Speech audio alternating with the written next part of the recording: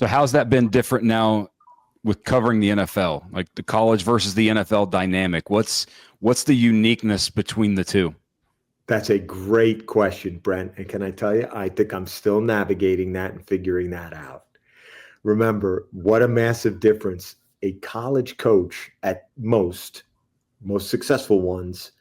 I don't know what David would say about David. Going back to your recruitment to Georgia, was there any degree of charm or charisma or anything that was appealing to you from the head coach that had a little bit of a shape of salesmanship? That was a little bit of a salesman? Yeah.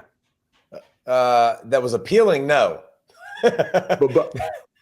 but that was present in your recruitment. Oh, absolutely. Yeah. And in the NFL, that is not only not present, I think it's deep. It just has no value. I think an interesting thing, guys, I love Andy Reid and I know Andy Reid a bit. But traditionally, I think, and it's well known throughout the league, and I don't know if this was the case when David was playing, that the hardest training camps that David went through no longer exist. I mean, they've been legislated out by the NFLPA. They've been, science has suggested that they're not smart. They're not, there's many, you could say it's the overall softening of the sport, whatever you want to say. The truth is those training camps that David Pollack went through don't exist.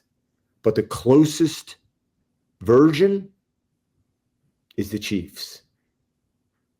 He runs the hardest, most demanding training camp.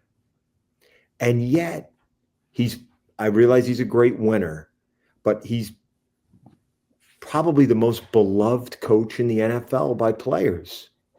That is fascinating.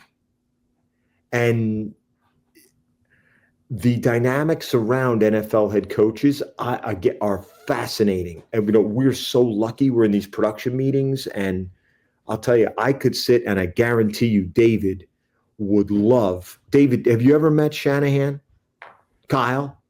God, I don't remember. I don't think so. Okay. He has said some things in production calls that are just I'm jotting down notes, but as soon as the calls are over and I look at my notes, I will transfer things. And he's not the only coach, but I think Kyle Shanahan's amazing, that I put in my phone under this long running tab called Advice for Living. Coaches have they have such endless spots of wisdom. How about just Sean McVay?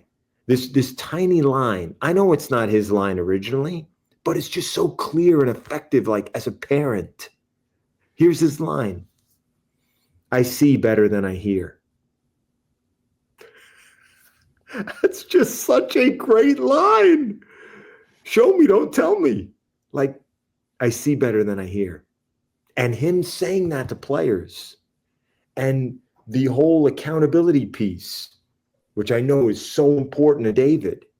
Like, can you hold a room of grown men, many of whom are making multiples more than you make? Can you hold them accountable? And how do you do it? I find that endlessly compelling. I'm never going to understand scheme and tactic and strategy the way that DP will in his sleep. But the human parts of it, the leadership parts of it are phenomenal. And I feel like we get a great view of that in our meetings.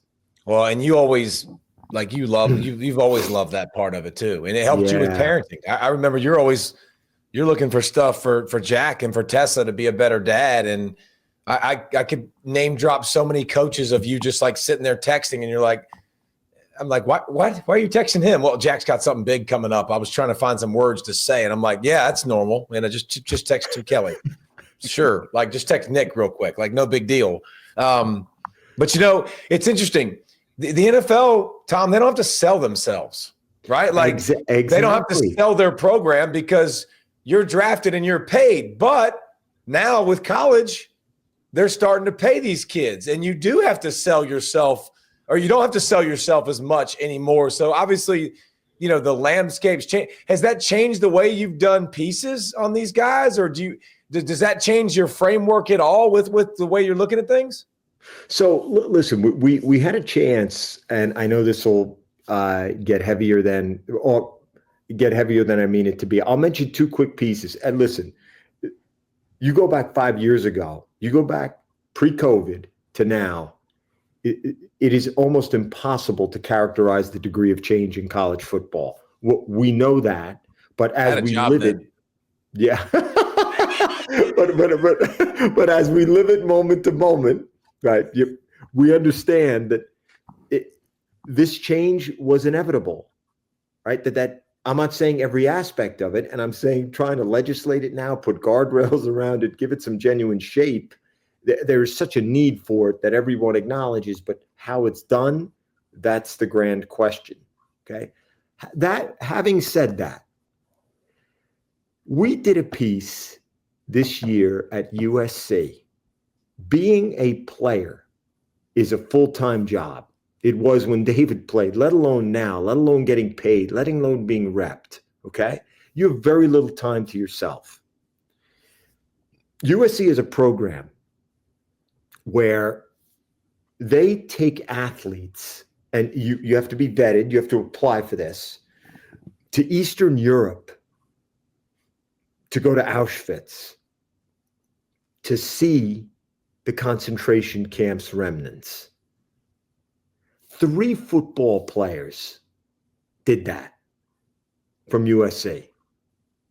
I mean, guys that don't get a lot of time off, guys that, by the way, are going to play in the league, guys that do not come from Jewish heritage, guys that don't come from Eastern European background, who chose to do that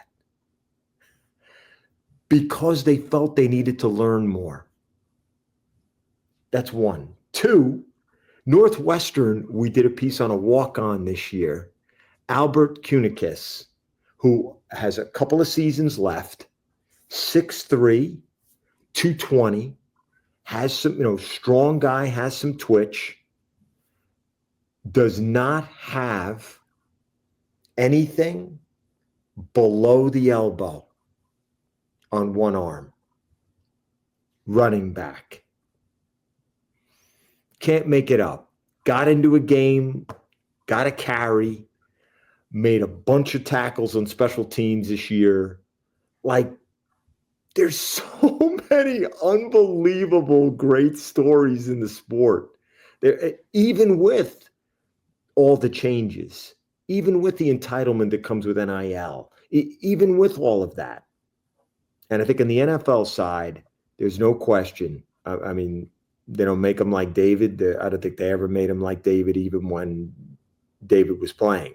But it is every one of these guys in the front offices, all the assistant coaches will tell you, it's never been harder. Never been harder to coach the guys. Just so looking at college football, all the changes that you just mentioned, what did you think, just sort of sitting back, maybe even as just a fan of the game, of the 12-team playoff, of how things went? What's your thoughts on how it went, and then kind of what it should be or shouldn't be, or just is it good as it is? Listen, I think everyone should take a breath and say, celebrate the fact that it happened, understand that it was imperfect, learn from it, and make changes that make it better. I mean, isn't that what? I don't think that's radical. I think that sounds pretty simple. And I don't think that the changes are like, I think they're hiding in plain sight. I think people saw the seating was broken, right? That didn't make a lot of sense. I think you can't promise. Listen, with conference realignment, with all those things that happen, conference titles that's its own fascination right now about what's going to become of conference titles and what those mean, what those games mean, et cetera. But I could tell you this, and I'm going to be biased now. Jack going to Notre Dame, Jack working for football ops, Jack working for Fighting Irish Media. So, having a little bit of an experience within the building, which is amazing. Marcus Freeman is amazing. What that gave to that university, to the students, to the student body, to have a game, a playoff game at home, like that is incredible, let alone to ultimately make it to the title game, lose, I get it, but show fight toward the end. At the end, here's what's amazing. The games are still so often so great. Even though so much around them is a train wreck, the games, I don't know if David feels the same. The games are so good so often. They're really compelling. Well, and the love, just it's generational. It's grandparents and grandsons, and it's just so much to it. But all right, I got to let you get out of here. But anything else that we haven't covered in your 673 years of covering sports and being on television, because you ain't getting any younger, but anything else stick out, a quote, anything else that you can leave us with, like in the Tom Rinaldi style that you seemed accustomed to doing? 2 Super Bowls ago, final anecdote. 2 Super Bowls ago, we're in a production meeting. I have the Eagles sideline, right? Obviously, the Eagles won this past Super Bowl 2 years ago in a great, great game. They lost 38-35. We're in the production meeting. We're getting ready to wrap the meeting. I ask Sirianni, Nick, if there is a moment where you would be able to reflect upon the journey to get here, when do you think that might be? Sirianni says, I love Sirianni. Sirianni says, I have this thing I do either at the start of training camp or just prior to it, where I take out my phone and I look at Whitney Houston's national anthem. I watch it, not only because it's the greatest national anthem I've ever heard, but it helps me to visualize what it would be to stand on the sideline before the Super Bowl, to know that's the goal. And when I hear her sing the national anthem, it helps make that goal real.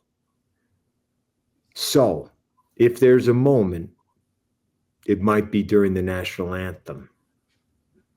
2 years ago, Chris Stapleton, maybe the only thing other than ice cream that America can agree on, Chris Stapleton and ice cream, sings the national. I don't agree on the ice cream, but okay, continue. Oh my God. Please go back. If you've hung with us through this whole thing, go back to the Brady anecdote and just do this at the screen. Okay. Lead my life. Okay. Feel my pain. Stapleton does an amazing, amazing national anthem. And sure enough, Brent was making the gesture even before I get to the story. I talked to the best director in America, Rich Russo, and he's ready. And he has the camera right on Sirianni tight as tears come streaming down his cheeks. If you can't be inspired or moved or touched by how magical sport is, then I don't have anything for you. It's the last great campfire in the country. It is such an awesome privilege to cover it. It's flawed. It's got issues. It's got no question. But man, it seems to just have this magic that refuses to be snuffed out.